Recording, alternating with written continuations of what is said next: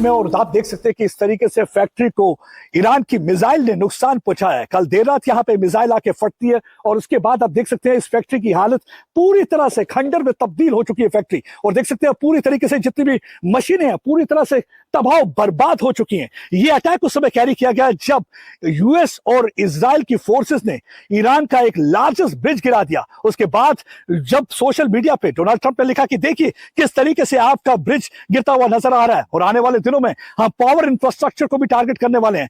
उसके बाद ईरान ने यह मिसाइल लॉन्च किया और यह मिसाइल यहां पे आके फटता है। जहां तक इजराइल की सुरक्षा एजेंसियों का कहना है, वो कहते हैं कि अगर ये निशाने पे लग जाता, और आप देख सकते हैं बिल्कुल करीब में ही ये हाई राइज बिल्डिंग आप देख सकते हैं, एक पॉश लोकेलिटी है, लग्जरी रेजिडेंशियल एरिया है। वो कहते हैं कि अगर ये मिसाइल थोड़ी मीटर दूरी पर गिरता तो कितना नुकसान हो सकता था, कितनी जानें जा सकती थी। और ये मिसाइल जो है फैक्ट्री के कंपाउंड में आके गिरा, जिसकी वजह से आप देख सकते हैं पूरी तरह से फैक्ट्री की हालत आप देखिए किस तरीके से परखच्चे उड़ चुके हैं, पूरी तरह से छत गिर चुकी है, मशीनों की हालत खराब है। और आप देख सकते हैं पूरी तरह से ये फैक्ट्री इस तरीके से तबाही और बर्बादी जो होती है मिसाइल की वजह से होती है। कल से अगर देखा जाए तो 6 के करीब जो थे मिसाइल ईरान की तरफ से लॉन्च किए गए, लगातार मिसाइल दागे जा रहे हैं। एक तरफ से जो यूएस और इजराइल उन पर हमले कर रही है और दूसरी तरफ से ईरान की तरफ से पलटवार लगातार हो रहा है। ईरान ने कहा है कि अगर कोई भी स्ट्रेट ऑफ हॉर्मुज को कब्जा करने की कोशिश करेगा तो उन पर जवाबी कार्रवाई की जाएगी।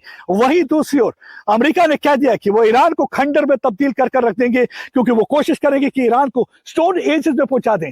वॉर ऑफ वर्ड्स एक तरफ सोशल मीडिया पे नजर आ रही है और दूसरी तरफ जमीन पर आप देख सकते हैं किस तरह की जंग। और मैं अब आपको दिखाता हूं।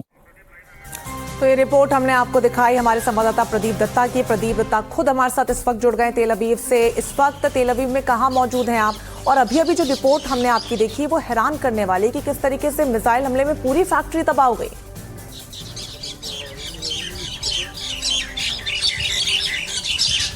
बिल्कुल आप सही कह रहे हैं। मैं अभी भी उसी जगह पर हूँ, पेटा टेकवा एरिया में, और आप मेरे पीछे देख सकते हैं इस फैक्ट्री की हालत जो कि आपने रिपोर्ट में भी देखी होगी, पूरी तरह से तबाह बर्बाद हो चुकी है। और आप देख सकते हैं कि किस तरीके से यहाँ पे मशीनें भी पूरी तरह से जलकर राख हो चुकी हैं।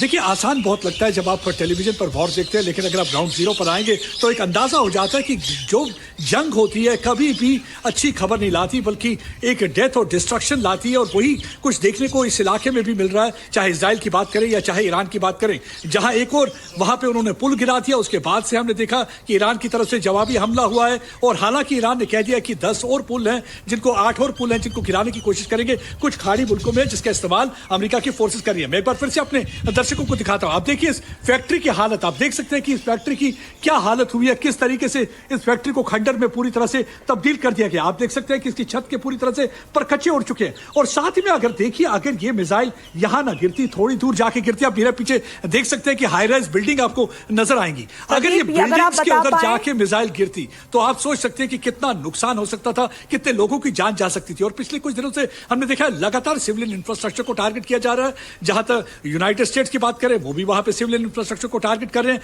वहीं ईरान की भी कोशिश रहती है कि ज्यादा से ज्यादा सिविलियन कैजुअलिटी हो। मैं ऐसा क्यों कह रहा हूं? क्योंकि पिछले दिनों से लगातार वो सेंट्रल इजराइल को निशाना बनाने की कोशिश कर रहे हैं। और सेंट्रल इजराइल की अगर बात करें, एक तो वहां पे ऑर्थोडॉक्स ज्यूज रहते हैं और दूसरा वहां पे जो कंसंट्रेशन है पॉपुलेशन की काफी ज्यादा है। उन्हें मालूम है कि मिसाइल अगर कहीं भी कामयाब हो जाती है गिरने में तो वहां पे कैजुअलिटी होती है, और कैजुअलिटी होगी तो हो सकता है लोग जो है इजराइल और यूनाइटेड स्टेट्स ऑफ अमेरिका पे दबाव डालें और ये जंग को रोक सकें। और एक बार फिर से मैं आपको दिखाता हूं, आप देखिए ये व्यूअर्स को दिखाता हूं मैं, हम इस समय एनडीटीवी की टीम ग्राउंड जीरो पर है और आपको पल पल की खबर दे रही है। बिल्कुल, ये बड़ी तस्वीरें इस वक्त प्रदीप आप दिखा रहे हैं कि किस कदर भयावह हालात बने हुए हैं।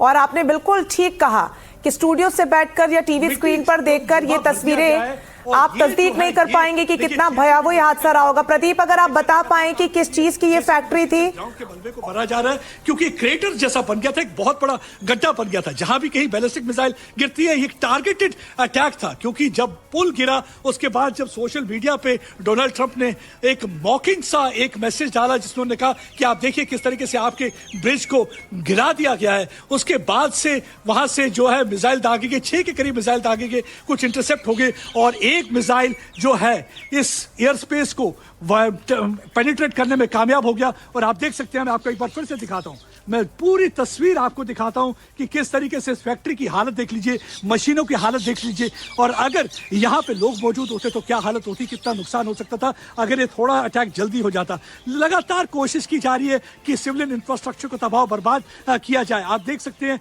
जहां कहीं भी आप नजर दौड़ाएंगे आपको तबाही का मंजर इस एरिया में, इस कंपाउंड में देखता हुआ मिलेगा। लेकिन अगर सोचिए, अगर ये मिसाइल थोड़ा दूर जाके इन बिल्डिंग्स की तरफ गिर जाती तो क्या हालत हो सकती थी। हालात यहाँ पे बहुत संगीन बने हुए हैं और आने वाले दिनों में हम देख रहे हैं जिस तरीके से क्लेम और काउंटर क्लेम की जा रहे हो और जिस तरीके से धमकियों का सिलसिला दोनों तरफ से जारी है, लगता है कि हालात बहुत खराब रहने वाले हैं। आने वाले दिनों में कहीं भी अमन की बात होती हुई नजर नहीं आ रही, क्योंकि जहां तक हम ईरान की बात करें तो वो कहते हैं कि कोई भी नेगोशिएशन हमारे साथ नहीं हो रही। हालांकि डोनाल्ड ट्रंप की तरफ से 2-3 बार बयान आया कि ईरान चाहता है सीजफायर, जिसे पूरी तरह से नकार दिया था ईरान ने कहा था हम कोई भी सीजफायर नहीं कर रहे। अब आपको मैं इलाका दिखाता हूं, ये देख सकते हैं कि किस तरीके से यहाँ पे गड्ढा किया गया, एक पूरा जमीन को भर दिया गया। ये पूरी स्थिति जो है बहुत ही गंभीर यहाँ पे बनी हुई है। आप देखते हैं कि किस तरीके से जवाबी कार्रवाई जो है इजराइल की तरफ से होती है, अमेरिका की तरफ से होती है, क्योंकि अमेरिका ने कह दिया कि पूरी तरह से खंडर में तब्दील कर दिया जाएगा ईरान को, उनको स्टोरेज में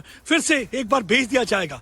वहीं दूसरी तरफ से ईरान की तरफ से मैसेज लगातार आ रहा है कि अगर किसी ने स्ट्रेट ऑफ हॉर्मुज पे कब्जा करने की कोशिश की तो जवाबी कार्रवाई की जाएगी, क्योंकि ये जंग आखिरकार स्ट्रेट ऑफ हॉर्मुज के लिए है। क्योंकि स्ट्रेट ऑफ हॉर्मुज वो जगह है जहां से जो शिप्स हैं तेल और गैस लेकर गुजरते हैं, और पिछले दिनों से हमने देखा है कि किस तरीके से ईरान ने वहां पे एक ब्लॉकेट सा लगा दिया है। वो रोक रहे हैं दूसरे मुल्कों की शिप्स को वहां से मूवमेंट करने के लिए, खासकर जो अमेरिका के साथ इस जंग में जुड़े हुए हैं। और यही एक वजह है कि अमेरिका को समझ आ गया है कि अगर जंग को अपने पक्ष में करना होगा तो स्ट्रेट ऑफ हॉर्मुज को कब्जा करना होगा। ये एक वजह है कि लगातार ईरान की भी कोशिश है कि पलटवार करती रही। हालांकि अमेरिका बहुत दावे कर रहा है कि पूरी तरह से ईरान की नेवी को खत्म कर दिया गया है, उनकी एयरफोर्स को खत्म कर दिया गया है, उनके बैलिस्टिक मिसाइल फैसिलिटी को ऑलमोस्ट तबाह बर्बाद कर दिया गया है। लेकिन फिर ये जवाबी हमले कैसे होते हैं, ये सवाल पैदा होता है। कहीं ना कहीं ये रिटेलिएटरी अटैक जो है अमेरिका अभी तक बंद नहीं कर पाया। एक बार फिर से मैं चाहूंगा अपने व्यूवर्स को दिखाना।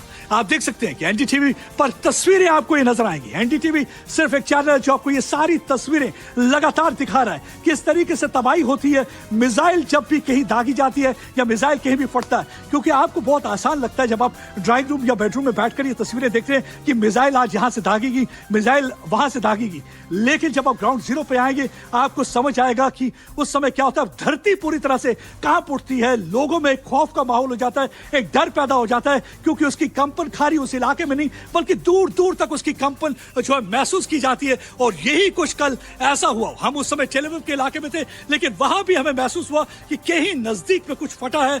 और उसके बाद से हम लगातार हमारी कोशिश है कि आपको वहां से ग्राउंड रिपोर्ट्स देते रहे और आपको दिखाते रहे कि क्या हो रहा है, कैसी सिचुएशन हो रही है। हालात जो है बहुत ही गंभीर बनते जा रहे हैं, बहुत ही मुश्किल हालात बनते हुए नजर आ रहे हैं। और कोशिश यही है कि अब कहीं डिप्लोमेसी या डायलॉग को मौका दिया जाए, लेकिन अभी तक उसके आसार कहीं भी नजर नहीं आ रहे। आप देखिए, एक बार फिर से मैं आपको ये दिखाता हूं तस्वीरें। आप देखिए पूरा इलाका 360 डिग्री एंगल से मैं आपको दिखा रहा हूं। जेसीबी मशीन, तबाही का मंजर, और पास में वो बिल्डिंग्स जो हाई राइज बिल्डिंग है। अगर ये मिसाइल थोड़ा सा आगे गिर जाती तो आप समझ सकते हैं कि कैसे हालात होने वाले थे। ये देखिए मेरे पीछे बिल्कुल आपको ये बिल्डिंग नजर आएंगी। ये वो बिल्डिंग है जो मैं आपको दिखा रहा हूं, यही वो बिल्डिंग है। अगर इन पे लग जाता तो कितने रिहायशी, कितने लोग मारे जा सकते थे, कितना बड़ा नुकसान हो सकता था। लेकिन ये कहते हैं, जिसे अंग्रेजी में कहते हैं मिरेकुलस एस्केप वाली बात कही है। ये थोड़ी देर पहले फट जाती है, या कहिए कि वो टारगेट मिस करती है, या फैक्ट्री टारगेट था, ये तो कहा नहीं जा सकता। लेकिन अगर जिस तरीके के हालात है, यही लग रहा है कि ज्यादा से ज्यादा इंसानों का नुकसान पहुंचाने की कोशिश दोनों तरफ से हो रही है। बिल्कुल प्रदीप, जो तस्वीरें आप दिखा रहे हैं वो वाकई में भयावह है। आप भी अपना बहुत ख्याल रखिए, चूंकि वॉर जोन में इस वक्त आप मौजूद हैं। आप ये बताइए कि जो फैक्ट्री जिसको ध्वस्त मिसाइल हमले में कर दिया गया है, किस चीज की फैक्ट्री थी, और जिस वक्त ये हमला हुआ क्या कोई कर्मचारी अंदर मौजूद था, क्या किसी प्रकार की जनहानि की खबर सामने आ रही है, क्या अपडेट है?